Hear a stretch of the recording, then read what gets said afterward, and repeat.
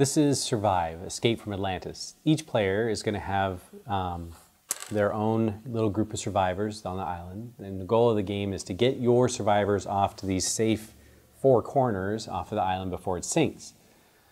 To do that, you're going to have to avoid sea monsters, sharks, whales, whirlpools, whatever you can to try to get off the island. While at the same time, all the other players are going to be trying to have those same creatures kill you.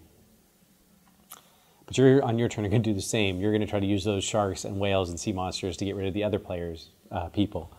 The reason for that is that at the beginning of the game, secretly, you're going to place these people on the islands. Each of them has a point value at the bottom. So they're going to range from 1 to 6, but you're not going to know sort of which one is which. So whether somebody's 6 or 2 is the one that's on the boat you're about to attack, or is it the 2 that's in the water that you can kill with the shark, you're going to have to kind of guess based on which ones they're trying to get off the island first. We're going to go through setup real quick. So each player will take their people, put them aside so that just they can see the bottoms of their individual people. This is the only time you're going to be able to look at the bottoms. Once you put the people on the island, you're not allowed to look again. So once they're placed and you move them, you can't like check to make sure, oh, is this my 6? Yeah. Once they're out here, you can't look at them again. So be very careful that you know which one is your 6, your 5, your 4, which ones are your 3s, your 2s, and your 1s. Now the next thing we're going to do is we're going to take these tiles. These tiles are going to be varied thickness, so there are going to be some that are really thick. Every tile is double-sided. There's a green or red side on one side, and then a terrain on the other. We're going to put all these terrain face down. The middle terrain will have forest on them, and the very thin ones are going to be beach. We're going to put all these down face down. Now, the most important terrain piece is one of these thick pieces is a volcano. When this piece comes up, it's going to end the game. So you should be wary of what it looks like. This green back, it's going to have this green border and this volcano in it. When you see that, that means the game's over immediately. I'm going to put the rest of these on the board. Now, you can decide how you divide this up. You can have players all work together, just put them out there. You can divide up the terrain, give some to each player. The object, we just need to put them inside this dark line here. So I'm just going to start putting them in these spaces. So as you can see, once we got this all set up, we have filled in the black border. We've left one space in the middle. We're going to take these purple sea monsters and we're going to put them, one in the middle on top of the sea monster icon, one in each of the 4 corners where there's a sea monster icon on the board.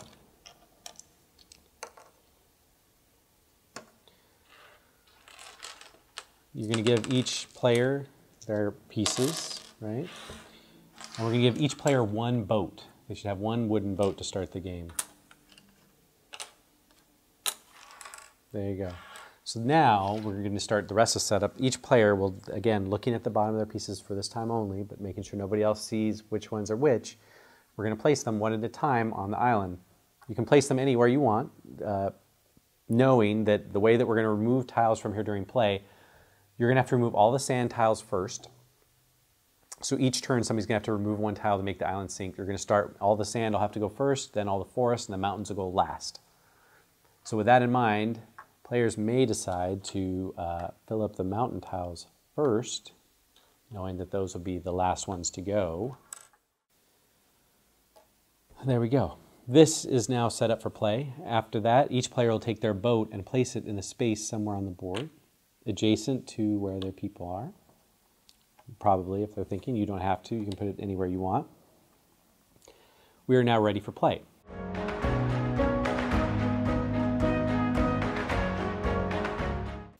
So on a player's turn, what they're going to do is they're going to get 3 actions. They can use those actions to move any combination of people. They can move the same person with a few rules that we have to follow. So basically, I could take for one action, one of 3 actions. I could do 1 to move this person, and 2, 3. There we go. I have gotten 2 people on a boat at my end of my turn. Now, if somebody's in the water, or even if I have more than 1 person in the water, I can only use 1 action. Each swimmer can only move 1 space for the entire round. So by moving this one red player 1 space, I cannot spend my additional actions to move him through the water for additional spaces. He's done. I can move another red person in the water, for 1 space. Or I could use my 2 red actions to move another person on land 2 spaces. I could also use my 2 actions to move somebody in a boat that I control 2 spaces. Or I can move a boat by itself 2 spaces. I can use my 3 actions divided among those pieces any way I want with those one rule is that a swimmer can only move 1 space in each round, right? Now, the other rule about movement is boats. Boats are controlled by the player who has the most pieces in them. So for instance, if I had an example like this where I had 2 green people in a boat and a red, and I'm red, I can't move this boat. Green controls this boat because they have more people in it than I do. If there's a case where we're tied, we are both allowed to move this boat. I can move it right now, and on green on his turn can move it. The same for an empty boat. In this case, the number of people who control the boat is equal, so either player can move it. On my turn, I can move it 3 spaces, and then green on his turn can move it 3 spaces.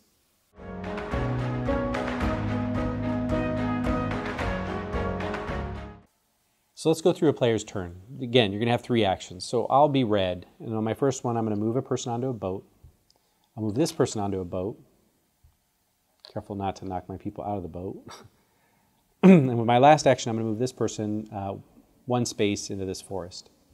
Now, after initial setup, you can have as many people in the same space as you want. It's only during setup that you're not allowed to put more than 1 person in a space.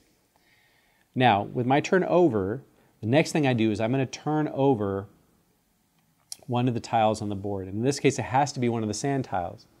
And it can be a sand tile that has somebody else in it. So for instance, over here under green, I'm going to turn over this space. So I put green in the water. They're now swimming. The thing about swimming is once you start swimming, you can never return to the island. The only thing that they can do is get over here to shore or into a boat. So I turn that space over, and I get a red tile. Now, there are a couple different tiles. If it's a green tile, you have to do it immediately. So think when you see green, think go. It has to happen right now. Red tiles, on the other hand, can be played later, so I can save this tile. It goes into my hand. You can have as many of these as you want, but they come over here that you can be used at a later turn. Now, red tiles like this that don't have an X on them can only be played at the start of your turn. So at my turn, next round, before I start doing any of the actions that I have on the board, I can play a red tile and immediately do that. So in this case, this tile allows me to teleport a sea monster from 1 space on the board to any other space on the board. If you need to know what these tiles are, there's a really good reference in the back of the player's manual you can always look at to see what the red tile is that you have or what you should do with the green tile you draw. But in this case, if it has a picture of a creature and it has one of these X to X's, that means you can move from any empty space to any other empty space. So now let's do a turn for green so you can see how green will work. Now green has a swimmer, so green could spend an action to move their swimmer 1 space.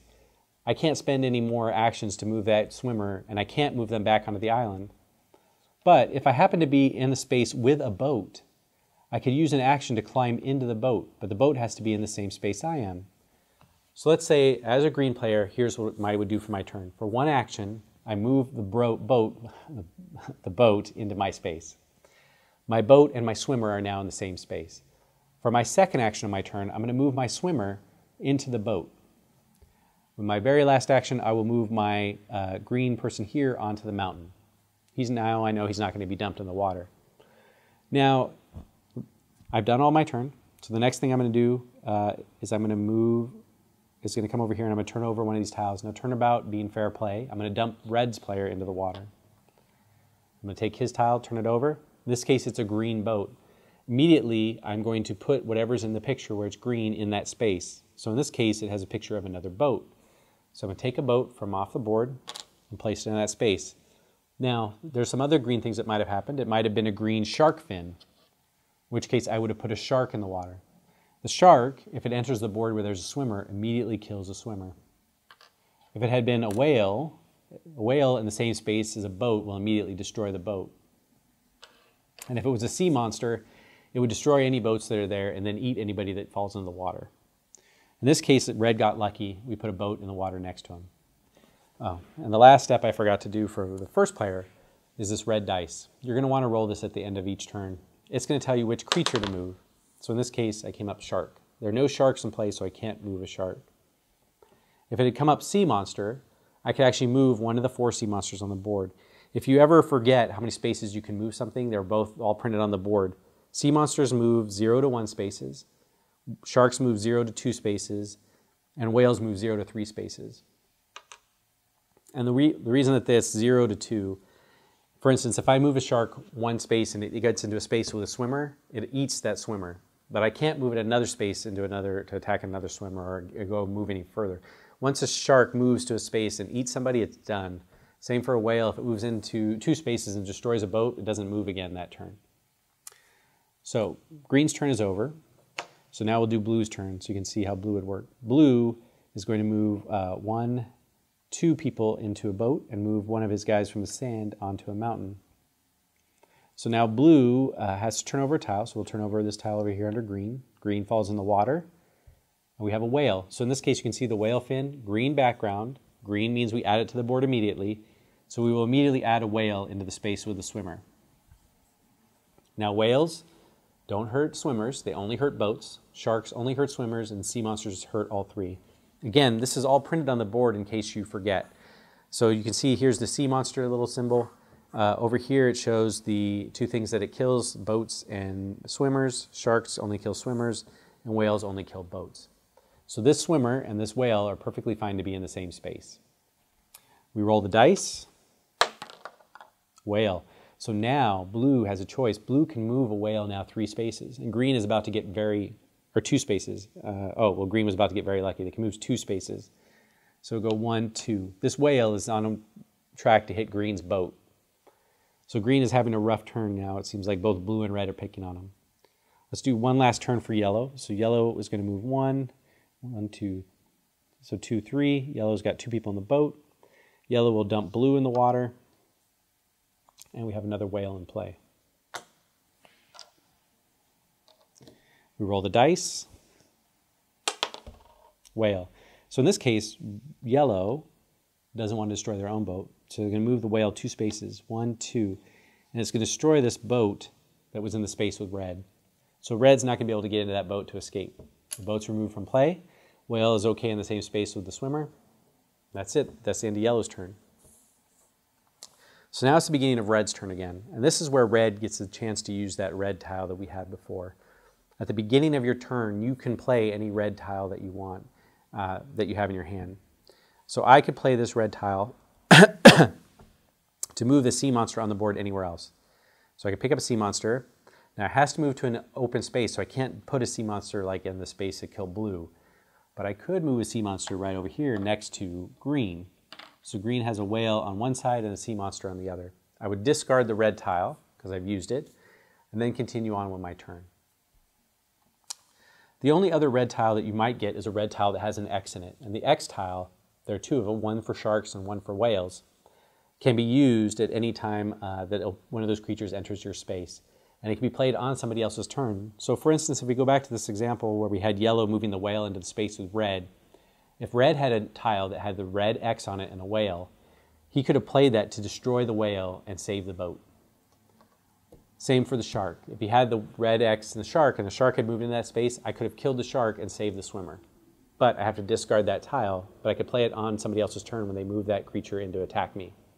Or I could play it at the same time if we turn over a tile that has a green tile to add a shark in a space where I'm at, I could discard that red X tile to save myself from a shark. So you keep doing this until you get all the people off the island, or until you reveal the volcano tile, which is going to be under one of these mountains. Either one of those will trigger the end of the game. At the end of the game, you count up all the scores at the bottom of each person, basically, so whatever the numbers are at the bottom of the people that actually made it off the island. Whoever has the highest value wins. That's how you play Survive.